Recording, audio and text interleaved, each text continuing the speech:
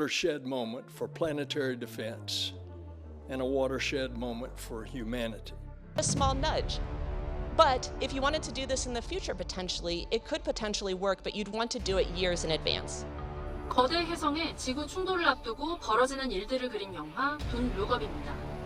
혜성 지름이 10km에 달해 지구 전체를 파괴할 위력을 가졌다는 설정입니다.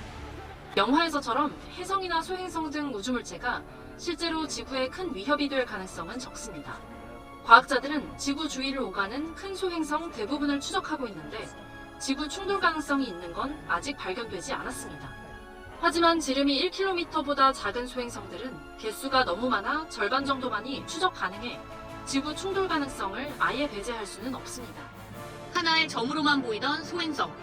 충돌 4분 전 1500km까지 가까워지자 소행성 디디모스와 위성 디모르포스의 모습이 보입니다. 충돌 3초 전 암석으로 가득한 디모르포스의 표면이 드러났고 이후 신호가 끊어졌습니다. 쌍소행성 궤도 수정 시험, 이른바 다트 미션의 우주선이 우리 시각으로 오늘 오전 8시 14분에 초속 6km의 속도로 소행성 디모르포스에 충돌했습니다. 이 소행성 궤도 변경에 당시에도 성공했다라는 사실이 확인이 되면서 인류 최초의 지구 방어 능력이 한번 확인이 된 셈이잖아요. 네. 그런데 그때도 당시 예상했을 때보다 이 소행성의 공전 주기가 더 많이 줄어들었거든요.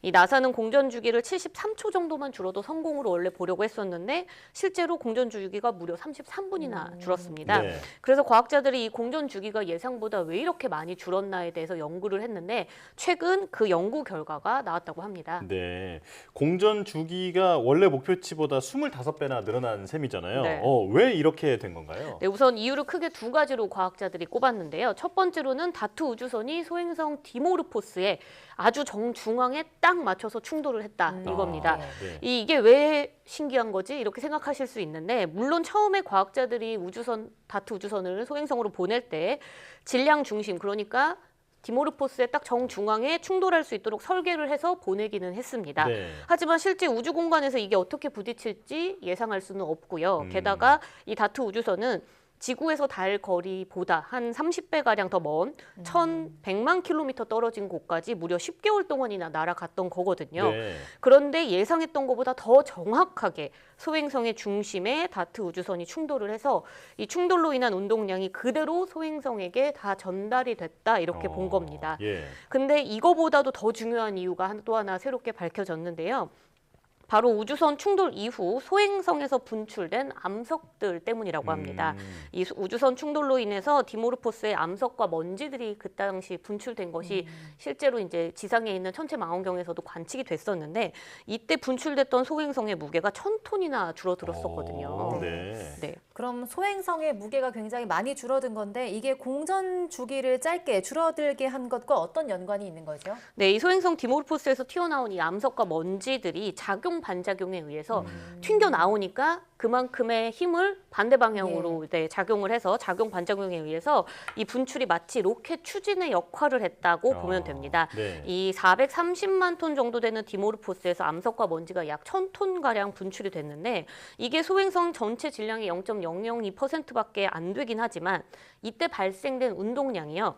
이 우주선 충돌로 인해서 만들어진 운동량의 4배 가까이가 됐다고 합니다. 네. 그러니까 우주선 충돌 자체보다 우주선 충돌로 인해서 소행성 표면에 있는 암석과 먼지의 분출이 실제로 디모르포스 궤도 변경에 더 큰 기여를 했다 이렇게 보시면 돼요. 네. 다른 이유를 좀 더 비유로 다시 설명을 한번 더 드리면 풍선이 이렇게 있고요. 풍선에 돌이 딱 부딪혔는데 돌에 부딪힌 힘 때문에 풍선이 앞으로 나아간 게 아니라 돌에 의해서 풍선이 눌려지면서 그때 풍선에 있는 공기가 뒤로 빠져나오면 풍선이 앞으로 진출하게 되죠. 네. 네, 이렇게 해서 반대 방향으로 더 예상보다 더 멀리 움직였다 이렇게 생각을 하시면 됩니다.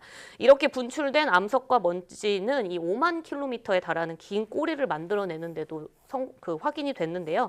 이로 인해서 디모르포스는 혜성과 같은 활성 소행성으로 바뀌었다고 합니다. 네, 그러니까 정리하자면 잘 맞기도 했고 또 그리고 암석이랑 먼지가 1000톤이나 분출이 되면서 그 효과가 극대화됐다라고 말씀해 주셨는데요. 네.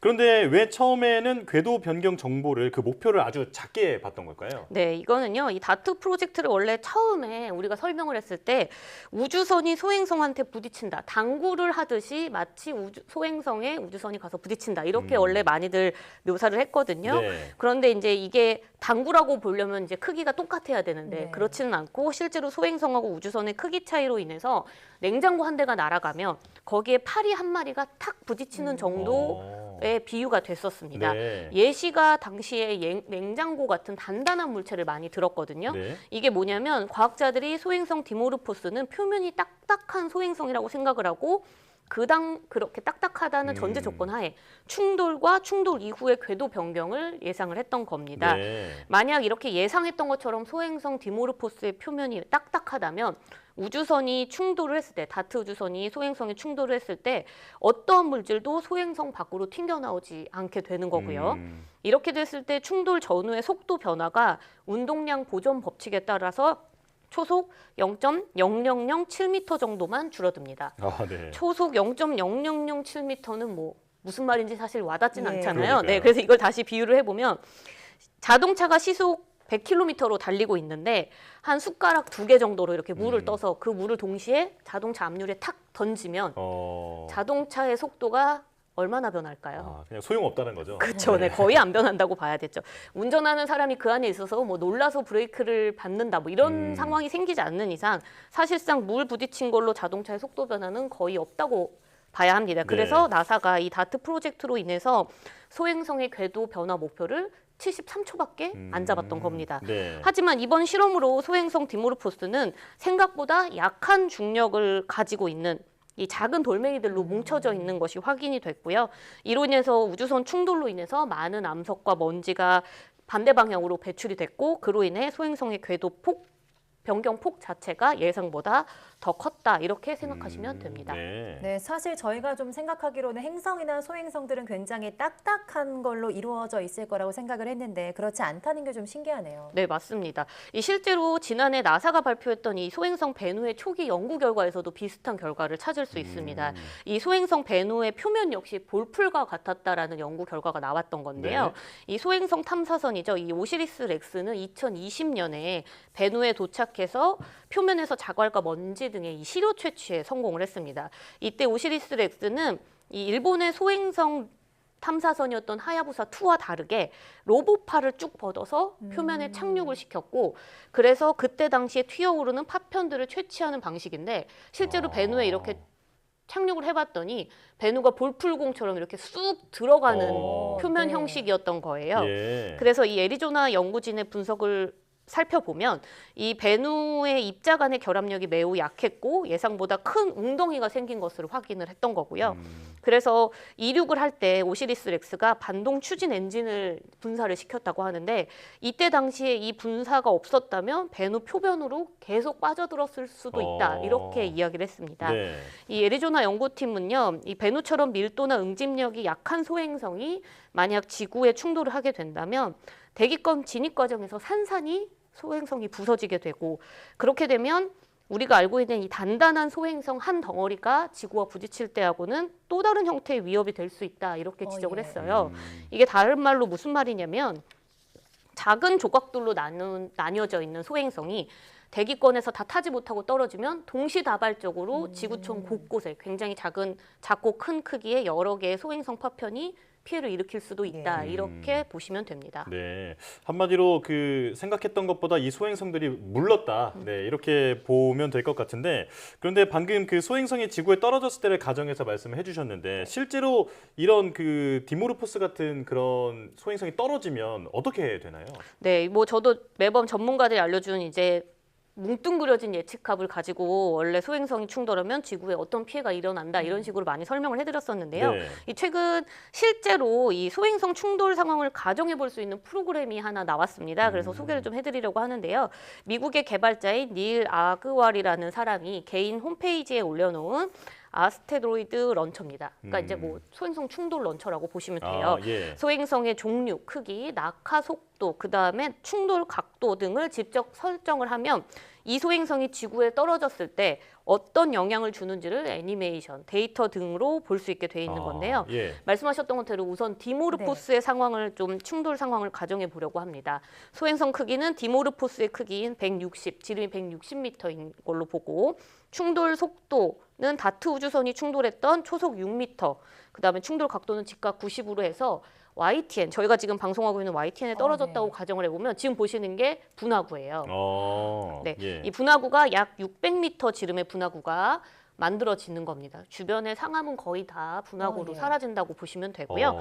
이 충돌로 인한 충격파로 약 47만 명이 사망을 할 것으로 예측이 되고 22km 이내, 그러니까 서울 지역 대부분의 건물과 주택은 무너질 것으로 예상할 수 있습니다. 네. 이 프로그램을 돌려보면 소행성의 크기가 클수록 또 충돌 속도가 빠를수록 이 충돌 각도가 또 직각에 가까울수록 이 세 가지의 조건이 점점 커질수록 충돌 이후의 피해가 굉장히 심각했거든요. 네. 그러면 이제 이 충돌 속도 각도 차이가 어떻게 달라지는지를 좀 살펴봐야 되잖아요.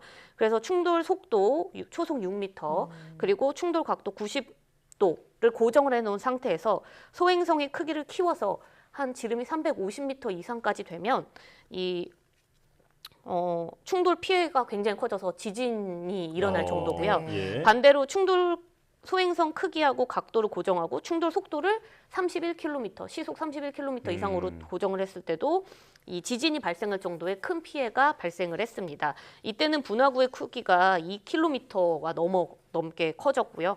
또 소행성 충돌로 인한 충격파로 200만 명이 넘게 사망하는 시나리오도 나타났습니다. 네. 네, 이 시뮬레이션이 아무래도 조건을 극한으로 설정을 할 수 있다 보니까 소행성에 의한 지구 충돌 결과가 좀 극단적으로 나타날 수도 있거든요. 통계에 의하면 실제로는 지름 100m 이상의 소행성이 만약에 지구와 부딪힐 가능성, 이거는 한 2만 년에 한 번 정도 나온다고 합니다. 그러니까 실제 가능성은 극히 낮죠. 그죠? 하지만 앞서 시뮬레이션에서도 볼 수 있듯이 겨우 한 번이라고 하지언정 엄청난 피해를 일으킨단 말이에요. 그렇죠. 근데 이제 우리가 이번에 다트 프로젝트를 성공함으로써 인류의 지구 방어 능력이 어느 정도 확인이 됐으니까 앞으로는 다양한 방식의 지구 방어 실험이 계속될 것으로 좀 기대하고 있습니다. 네. 네, 방금 시뮬레이션을 돌려보니까 소행성에 대한 피해를 직접 경험할 수 있어서 굉장히 놀라웠는데요. 우주로의 탐험만큼 우주로부터의 위험에도 대비하는 연구들이 더 다양하게 진행됐으면 좋겠습니다. 양우영 기자와 함께했습니다. 고맙습니다. 고맙습니다.